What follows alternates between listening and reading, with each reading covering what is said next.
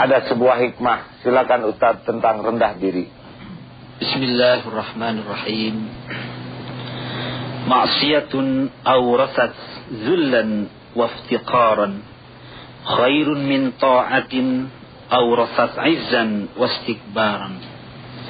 Maksiat, dosa yang menimbulkan rasa rendah diri dan membutuhkan rahmat Allah, lebih baik dari perbuatan taat yang membangkitkan rasa sombong, ujub dan besar diri. Abu Madian radhiyallahu anhu berkata, perasaan rendah diri seorang yang telah berbuat maksiat dan dosa itu lebih baik dari kesombongan seorang yang taat. Tentu saja uraian ini bukan berarti menganggap remeh dosa. Tetapi apalah artinya kita taat yang membuat kita melakukan perbuatan dosa besar, yaitu sombong.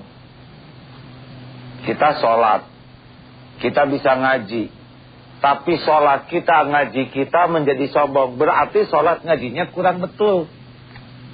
Karena sholat yang baik, inna sholata tanha anil fahsya'i wal munkar.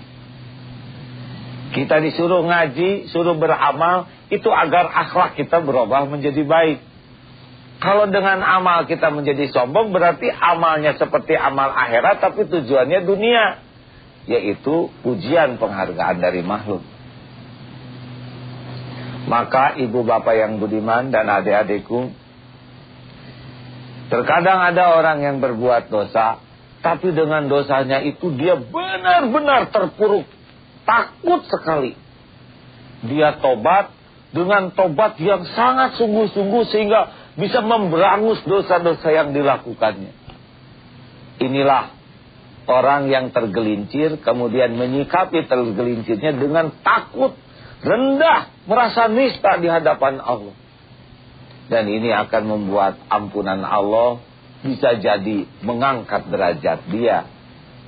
Itulah sebabnya jangan meremehkan orang-orang yang berdosa kemudian taubat.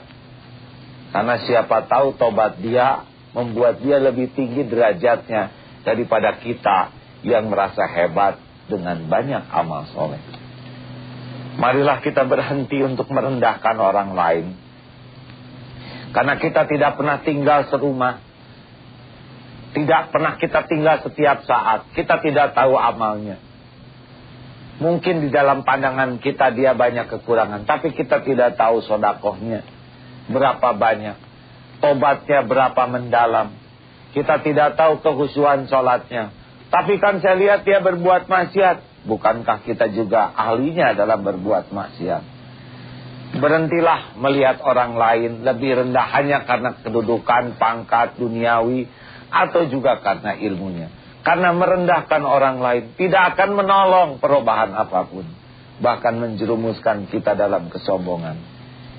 Justru sikapi kekurangan orang lain sebagai ladang amal bagi kita. Ladang untuk memaafkan, ladang amal untuk kita bantu orang bisa mengetahui kekurangannya.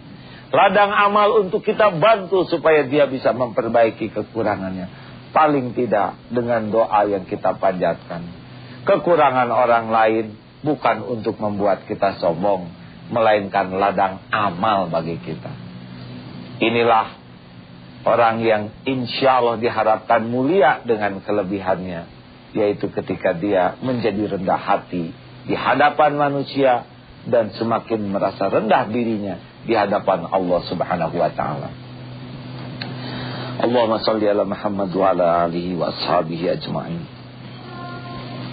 Ya Allah, wahai yang maha mendengar, wahai yang maha agung dan maha perkasa, wahai yang maha menyaksikan segala-gala, wahai pemberi segala nikmat dan karunia, ya Allah, ampuni segala kesombongan kami. Ampuni jikalau selama ini kami sering ria dan takabur.